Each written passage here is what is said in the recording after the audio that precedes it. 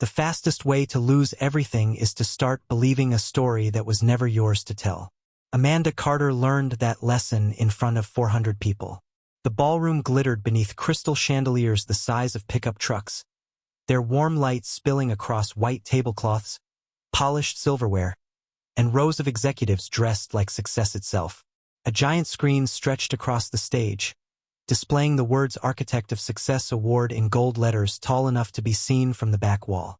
Applause rolled through the room like distant thunder as Amanda stepped onto the stage. She looked exactly like the magazines said she should. Confident, elegant, untouchable. Her black evening dress caught the light with every step, and her smile was practiced enough to make strangers trust her within seconds. Cameras flashed. Investors nodded. Employees stood to their feet. They adored her. Most of them believed she had built one of the fastest-growing consulting firms in Texas from nothing but determination and vision. Amanda accepted the glass trophy with both hands and waited for the applause to settle. Then she laughed softly into the microphone. 20 years ago, I had nothing, she said. No connections, no resources, no roadmap. Everything you see today came from persistence, sacrifice, and refusing to quit. More applause. Louder this time. She paused just long enough to enjoy it. Then came the sentence that changed everything. If I'm being honest, I built the life my family enjoys today. Every opportunity, every success, every milestone. It all started because I refused to settle. The audience laughed appreciatively. Several people raised their glasses. At a table near the back of the ballroom, I sat quietly with my hands folded in my lap. My name is Michael Carter. I'm 48 years old. And according to my wife's version of history, I was apparently just lucky enough to come along for the ride. I didn't react. I didn't roll my eyes. I didn't even look surprised. The truth is, I had heard versions of that speech for years. Each time the details changed a little more. Each time my role became a little smaller. Each time Amanda became a little more convinced that the story she told was the truth. Across the room, executives nodded along as if they were listening to a documentary. New employees smiled with admiration. Younger managers looked at Amanda the way people look at someone who has already won the game. None of them knew how many nights had gone into building what stood behind her. None of them knew whose fingerprints were actually buried in the foundation. But that wasn't what caught my attention. What caught my attention was the man sitting at the VIP table near the stage. Robert Whitaker, 71 years old, silver hair, navy suit, one of the first investors who ever believed in us. A man who knew every chapter of the story because he had lived through most of them with us. For nearly 30 seconds after Amanda finished speaking, he didn't move. He simply sat there watching her, expressionless, calm. Then Amanda lifted the trophy higher and smiled for another round of photographs. And Robert slowly rose from his chair. The applause faded almost immediately. Conversations stopped. Hundreds of eyes turned toward him. Amanda's smile remained frozen in place. She assumed he was about to congratulate her. So did everyone else. But as Robert adjusted his jacket and reached for the microphone being handed to him, I felt something shift in the room. Not excitement, not celebration, something heavier. The kind of silence that arrives right before a truth finally decides it has waited long enough. Robert did not rush. He did not clear his throat dramatically or smile for the cameras. He simply stood there with one hand resting on the edge of the table, looking toward the stage as if he had all the time in the world. That calmness unsettled the room more than any speech ever could. Amanda waited with her award tucked neatly against her side. The confident smile remained on her face, but I noticed something small, the slightest hesitation around her eyes. Robert was not just another investor. Everyone in that ballroom knew his name. He had funded companies that became household brands. He had advised governors, senators, and chief executives. When someone like Robert Whitaker stood up unexpectedly, people paid attention. The master of ceremonies handed him a microphone. The room grew so quiet that I could hear the faint hum of the air conditioning above the chandeliers. Robert glanced toward Amanda and offered a polite smile. "Congratulations," he said. It is always inspiring to hear stories about perseverance. Amanda relaxed immediately. A few people laughed softly. The tension seemed to dissolve. Then Robert continued. Although I have always believed that the most important part of a success story is making sure every contributor receives the credit they deserve. The laughter disappeared. Amanda nodded politely. Of course, she replied. Robert looked at her for a moment before slowly turning toward the audience. I remember a small office 20 years ago, he said. 600 square feet. Folding tables. Second-hand computers. Coffee that tasted like burned cardboard. A ripple of laughter spread through the room. Back then, he continued, I met two people with a dream, Amanda Carter and Michael Carter. My name echoed through the ballroom speakers. For the first time that evening, dozens of heads turned toward me. I remained seated. Robert smiled. Most people here know Amanda's story. Fewer know Michael's. Amanda shifted slightly on stage. It was almost imperceptible. Most people would not have noticed it. I did. Robert continued speaking. I have spent more than 50 years investing in businesses. I have met brilliant salespeople, brilliant executives, brilliant marketers. But every now and then you meet someone different. Someone who quietly solves problems nobody else can solve. The room listened carefully now. Phones were lowering. Conversations had stopped completely. Robert took a slow breath. Michael was one of those people. Amanda's smile remained fixed, but it no longer looked natural. The first time I walked into that office, Robert said, Amanda gave the presentation. She was excellent, confident, prepared, persuasive. But after the meeting ended, I stayed behind for another hour speaking with Michael. That hour changed my decision. A few executives exchanged curious looks.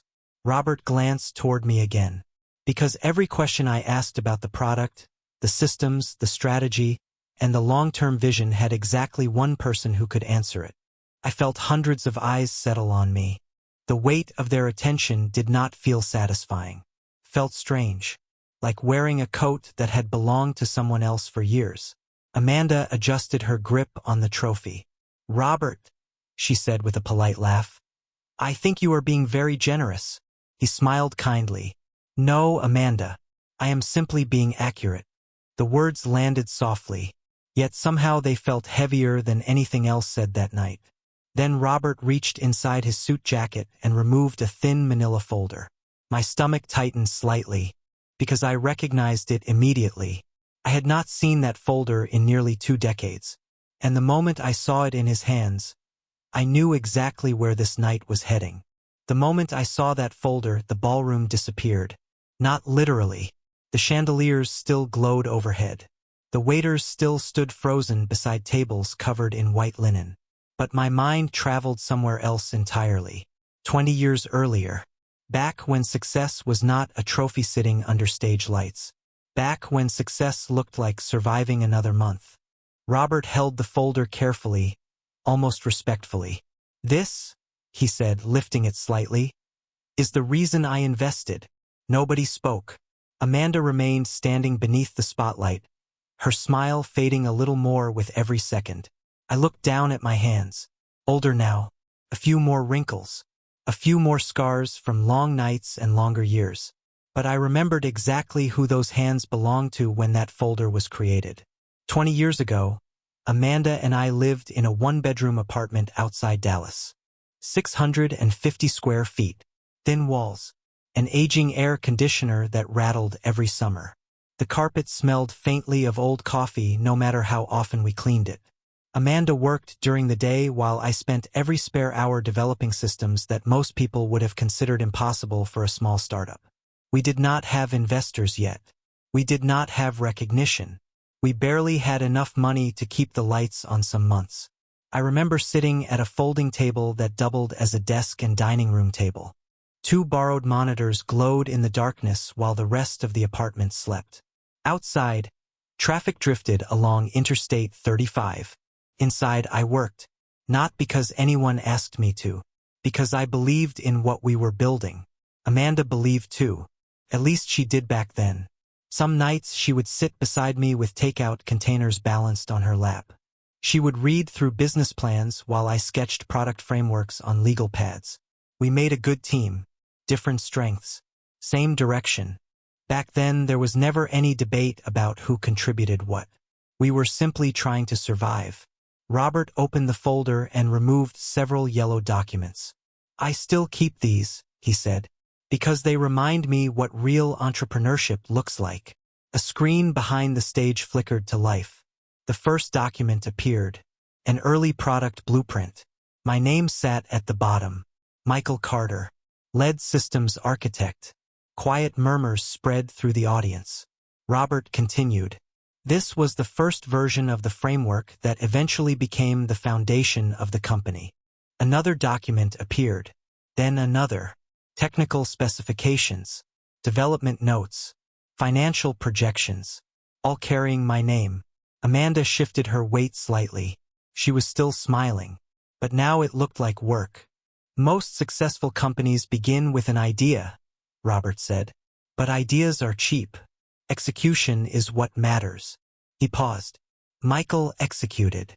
I remembered the winter when our bank account dropped below $200. I remembered repairing my own laptop because replacing it was impossible. I remembered sleeping 4 hours a night while Amanda prepared presentations for potential clients. We both sacrificed. We both struggled. That was never the issue.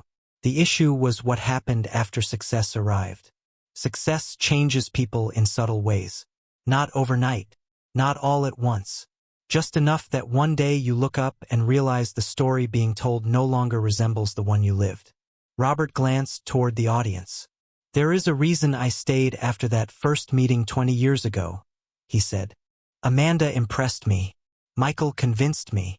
The silence that followed felt heavier than applause ever could. And for the first time that evening, people were no longer looking at the woman standing beneath the spotlight. They were looking at the man who had spent 20 years sitting just outside it. The strange thing about success is that it rarely changes direction all at once. It drifts. An inch here.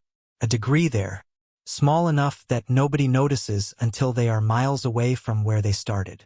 As Robert stood beneath the ballroom lights holding those old documents, I found myself thinking about the years after his investment. Those were good years. Some of the best years of our lives.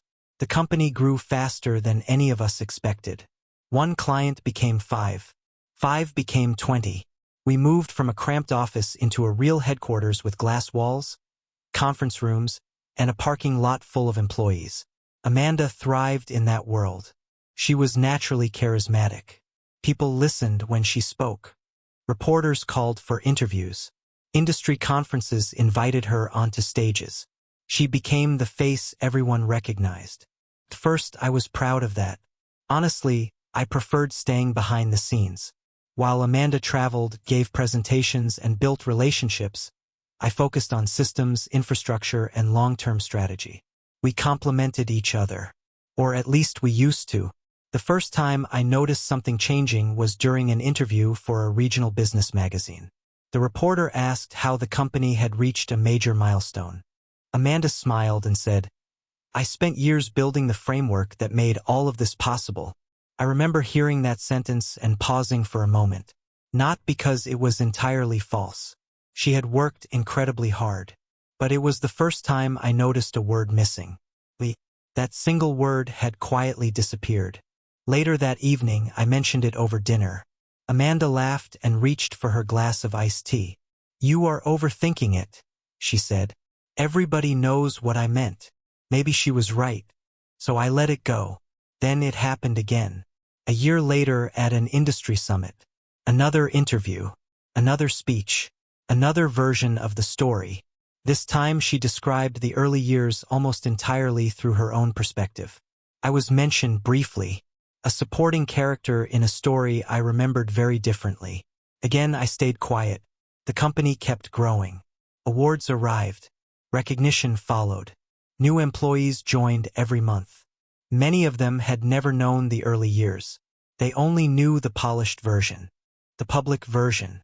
The version where Amanda stood at the center of every success. Eventually, I began noticing something else. Employees would approach me at company events and ask questions that revealed what they believed. Some thought I had joined the business years after it was founded.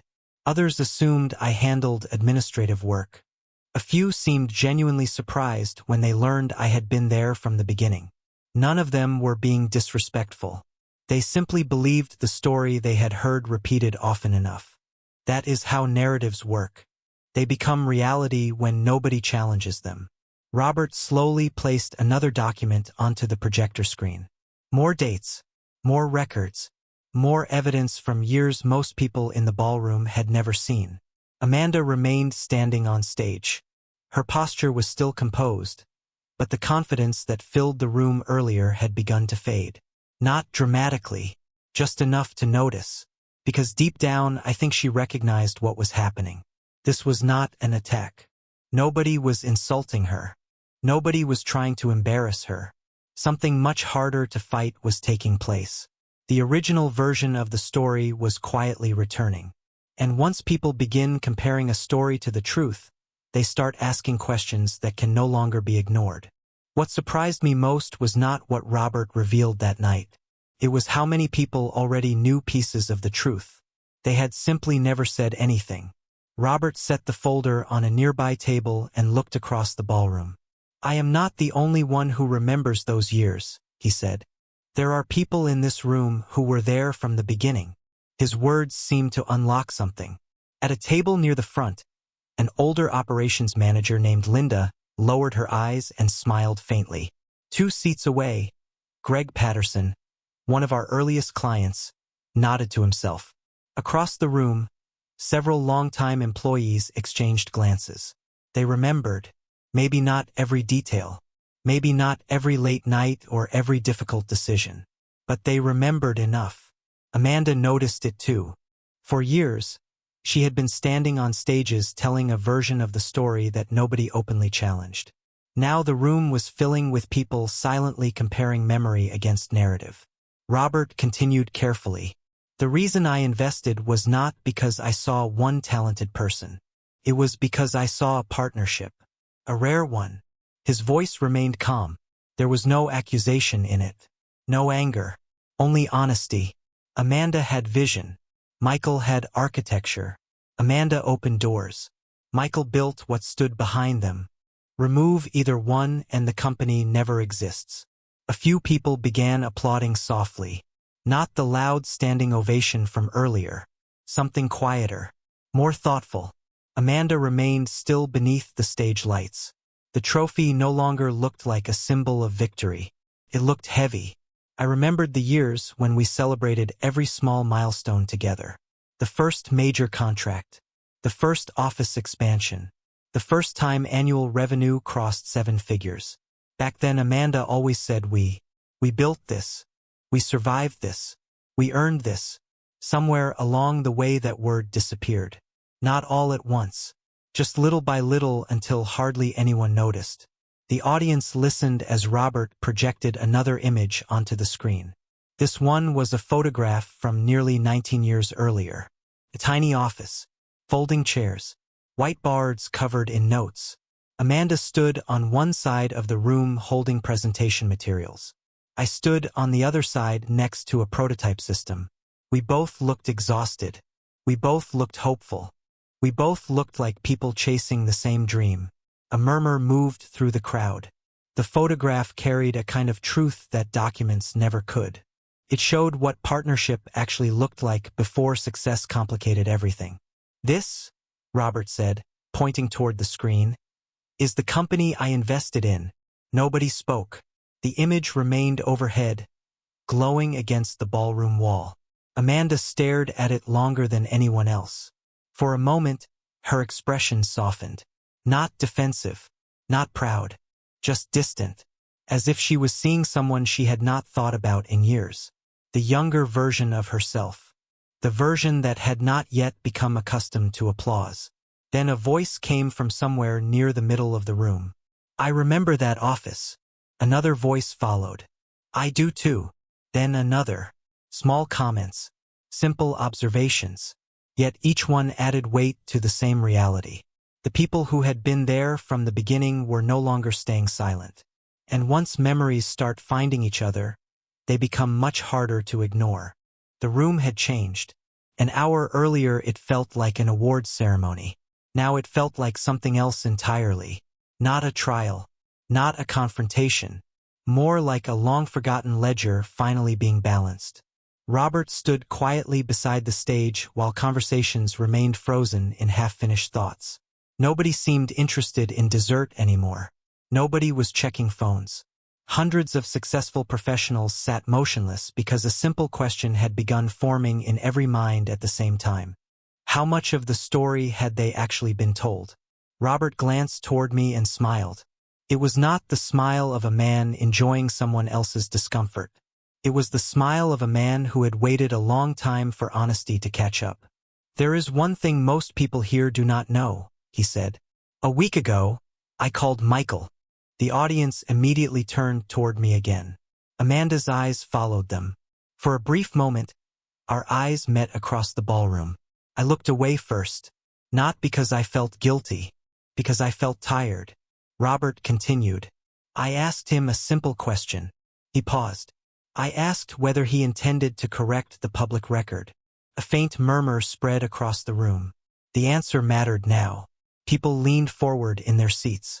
They expected some dramatic revelation, some secret plan, some carefully orchestrated strategy.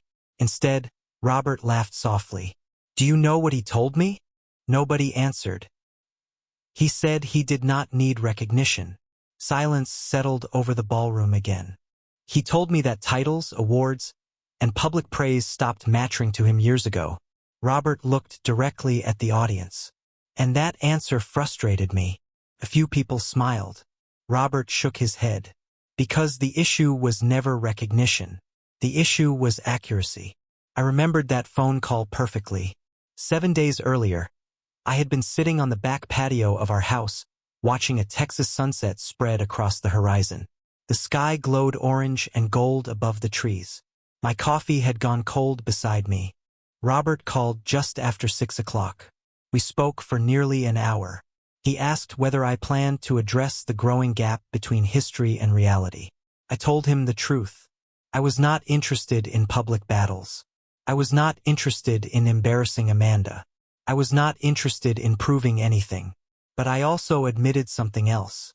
Every year the story drifted further from the truth. Every year the people who helped build the company disappeared a little more from the narrative. Robert had been quiet for several seconds after I said that. Then he asked a question I could not forget. "If nobody tells the truth," he said, "what happens to the people who come after you?" Back in the ballroom, Robert slowly walked toward the projector screen. "History matters," he said. "Not because of ego, because future generations deserve to know how success actually happens." Another image appeared on the screen. An email exchange from nearly 2 decades earlier. Then another. Then another. Project plans. Development reviews. Strategic recommendations. Years of work preserved in digital archives. None of it had been hidden. None of it had been secret. The information had always existed. People simply stopped looking. Amanda stared at the screen. The confidence that once filled her posture was gone now. In its place stood something far more human. Reflection. Regret. Maybe even realization. Because the truth was becoming impossible to avoid. Not through accusations. Not through anger. Through evidence. Through memory. Through time itself. And the longer the room sat with that truth, the harder it became for anyone to pretend they had not seen it. Then Robert did something nobody expected. He closed the folder. The documents disappeared from the screen. The photographs faded. The emails vanished. For the first time all evening, there was nothing left to display. No evidence. No records. No timelines. Just silence. Robert stepped away from the projector and looked across the ballroom. "At some point," he said, "documents stop mattering." The audience listened carefully. "Because eventually the people who lived the story are sitting right here in the room." He gestured toward the crowd. "You do not need another spreadsheet to tell you what happened. You already know. A long quiet settled over the ballroom.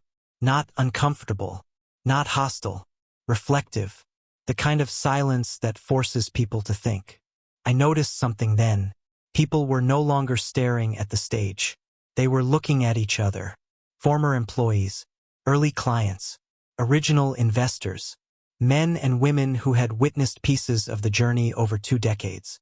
Each person seemed lost in their own memory. Robert slowly nodded. The remarkable thing is not that Michael contributed. He smiled slightly. Everyone who was there already knew that. Several people nodded immediately. The remarkable thing is that he never demanded recognition. The room remained still. In an era where everyone is fighting to be noticed, he spent 20 years building things that allowed other people to shine. Those words landed harder than any document had. Because they were true. I never wanted a stage. I never wanted awards. I never wanted interviews. The work itself had always been enough for me. Build the system. Solve the problem. Move on to the next challenge. That was how I operated. That was how I had always operated. Robert turned toward Amanda. His expression remained kind. And Amanda deserves credit too. The statement surprised many people. I could feel it. Because leadership matters. Relationships matter. Vision matters. This company required more than one person. Amanda looked up slightly. The audience waited. Robert continued. The problem was never contribution. He paused. The problem was forgetting contribution. Nobody moved. Nobody interrupted. Success has a strange habit, Robert said.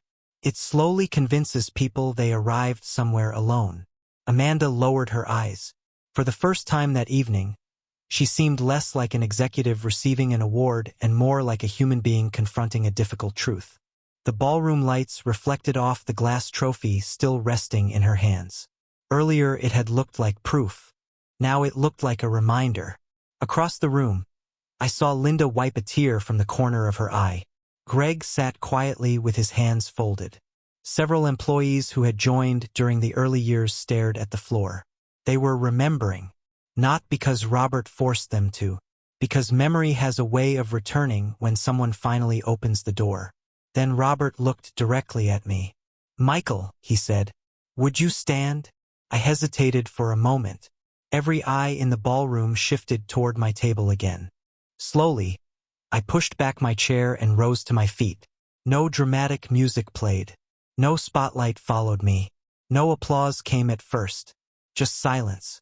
Hundreds of people looking at a man many of them had never truly noticed before. And in that silence, something changed. Not in the company. Not in the room. In the people. Because for the first time all evening, they were no longer hearing a story about success. They were seeing the person who helped build it. For several seconds, nobody moved. Then the applause began. Not from one table. Not from one corner of the ballroom. It started everywhere at once. Slow at first. Respectful. Then stronger. Louder. More people joined until the entire room was standing. I remained where I was, one hand resting lightly on the back of my chair, unsure what to do with the attention. Felt unfamiliar. Not unpleasant. Just unfamiliar. For 20 years I had worked behind conference room doors, computer screens, whiteboards, and strategy meetings. Standing in front of hundreds of people while they applauded was never part of the plan. Across the ballroom, Amanda stood alone beneath the stage lights. Earlier that evening every eye had been fixed on her. Now something different was happening. People were not turning away from her. They were simply seeing a larger picture than the one they had been shown before. The applause continued for nearly a minute. Robert eventually raised a hand, encouraging the room to settle. As people slowly returned to their seats, the atmosphere felt completely different. Lighter in some ways, heavier in others. The truth often does that. It relieves pressure while creating reflection. Robert handed the microphone to me. The room immediately became quiet again. Hundreds of faces waited. I looked down at the microphone for a moment before speaking. Thank you, I said. My voice sounded smaller than I expected through the speakers. But honestly, I do not think tonight should be about me. A few people smiled. I glanced toward Amanda. She was staring at the floor. The trophy remained in her hands, though it seemed forgotten now. The reality is that nobody builds something meaningful alone, I continued. Not a company, not a family, not a life. The room listened carefully. I contributed. Amanda contributed. Hundreds of people in this room contributed. Success is rarely a solo achievement. Several heads nodded. The tension softened slightly. Then I paused. There was one thing I needed to say. Not for the audience. Not for Robert. For myself. What matters is remembering that contribution. Silence returned. Because when we stop remembering, we stop being grateful. And when gratitude disappears, the story starts changing. Nobody interrupted. Nobody looked away. The words hung in the air between all of us. I handed the microphone back to Robert and sat down. That was it. No speech about sacrifice. No list of accomplishments. No attempt to reclaim lost credit. I had no interest in doing that. Yet somehow those few sentences seemed to affect the room more than any presentation could have. Amanda slowly stepped down from the stage. The award ceremony was effectively over. Nobody announced it. Everyone simply understood. As she crossed the ballroom, dozens of people greeted her politely. Nobody mocked her. Nobody confronted her. In some ways that made the moment even harder. Because disappointment rarely arrives through anger. More often it arrives through quiet understanding. I watched Amanda move through the crowd. For the first time in years, there was no executive confidence in her expression. No polished public smile. Just a woman processing a reality she had spent a long time avoiding. And as I looked around the room, I realized something important. The truth had not destroyed her reputation. It had simply removed the parts that never belonged there in the first place. The ballroom slowly returned to life after that, but it was not the same room anymore. Conversations resumed in quieter voices. Laughter became softer. People lingered longer before leaving. It felt less like the end of an award ceremony and more like the end of a chapter. By the time the last guests began making their way toward the exits, the giant screens had gone dark and the chandeliers reflected across nearly empty tables. I stepped outside into the warm Texas night. The air smelled faintly of summer rain and freshly cut grass from the landscaping around the hotel. For the first time all evening, everything was quiet. No microphones, no applause, no expectations, just silence. I stood near the edge of the parking lot looking toward the city lights in the distance. 20 years. It was strange how an entire period of life could feel both enormous and brief at the same time. I heard footsteps behind me, slow, uncertain. I already knew who it was before I turned around. Amanda stopped several feet away. For a moment neither of us spoke. The glow from the hotel entrance reflected across the pavement between us. She looked exhausted, not physically, emotionally, like someone who had spent years carrying a version of reality that suddenly became too heavy to hold. "I never thought it would happen like this," she said quietly. Her voice no longer sounded like the executive from the stage. It sounded like the woman I met 20 years earlier in that tiny apartment outside Dallas. I nodded but said nothing. She looked toward the ground. "At first, I told the story differently because it was easier," she admitted. "Then people repeated it. Then more people repeated it. After a while, I stopped correcting them. I listened. The night remained still around us. Eventually," she continued, "I think I started believing it myself." There was no anger in her voice. No excuses. Just honesty. And honesty has a different sound than self-defense. You can hear it immediately. I looked toward the city skyline for a moment before answering. "Success changes people," I said. "Sometimes in ways they never notice." Amanda laughed softly, a sad laugh. "I noticed tonight." The words hung between us. She blinked several times and looked away. "Why did you never stop me?" she asked. It was the same question she had probably been asking herself all evening. I thought about it carefully before answering. "Because I never wanted a fight." She nodded slowly. Then I added the one thing I had been carrying for years. "And because I thought eventually you would remember." Amanda closed her eyes for a second. Not long, just long enough for the truth to settle. When she opened them again, they glistened beneath the hotel lights. Neither of us spoke after that. There was nothing left to argue about. The truth had already done all the talking. A few minutes later, she quietly wished me good night and walked back toward the hotel entrance. I watched her disappear through the glass doors before turning toward my truck. As I drove home beneath the wide Texas sky, I realized something important. Recognition is temporary. Awards gather dust. Titles change. Public opinion shifts with the wind. But character endures. Gratitude endures. Truth endures. And sometimes the greatest victory is not proving people wrong. Sometimes it is simply remaining yourself long enough for the truth to catch up.